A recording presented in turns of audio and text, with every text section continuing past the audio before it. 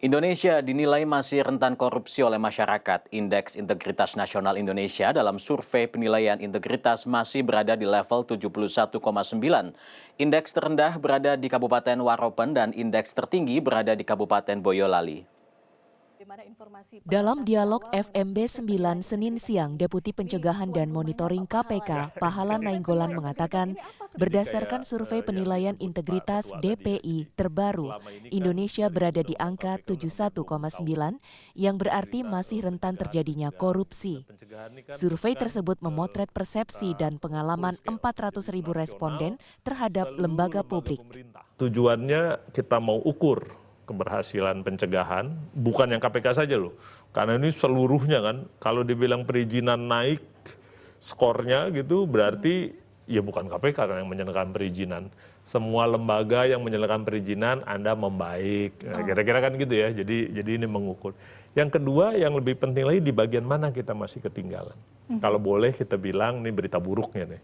Dari 2021 ke 2022 ternyata menurun kita. Bukan nyocok-nyocokin dengan IPK yang turun juga jadi 34 ya, bukan. Tapi ya menurun kita. Dan kita lihat di mana dia menurunnya, hampir semua elemen yang diukur menurun memang. Kalau dibilang di Pemda atau di kementerian saja menurun, sama, semua menurun. Dari 12 kepala daerah aktif yang kena operasi tangkap tangan KPK, angka indeks SPI berada di bawah 68, atau daerah merah terjadinya korupsi. Adapun penyalahgunaan dan jual beli jabatan serta pengadaan barang dan jasa menjadi faktor dominan persepsi pegawai pemerintah dalam melakukan korupsi. Deputi Bidang Reformasi Birokrasi Akuntabilitas Aparatur dan Pengawasan Kementerian PAN-RB, Erwan Agus Purwanto mengatakan, pihaknya berusaha untuk memperbaiki sistem pengawasan dan pencegahan agar lebih baik dan memperbaiki individu pegawai. Jadi ini dua hal yang menjadi concern kami, bagaimana agar sistem dan individu ini bisa kita perbaiki. Nah, oleh karena itu kalau kita bicara tentang sistem, bagaimana memperbaiki sistem itu, yang ujungnya tentu kita bicara tentang praktik tata kelola pemerintahan agar lebih baik.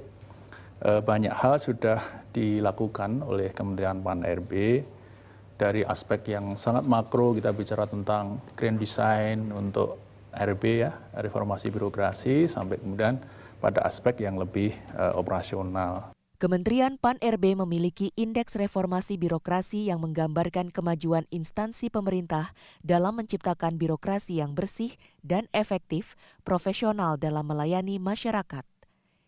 Indeks reformasi birokrasi tidak hanya menilai perbaikan internal organisasi, tetapi juga menilai integritas dan kualitas layanan birokrasi.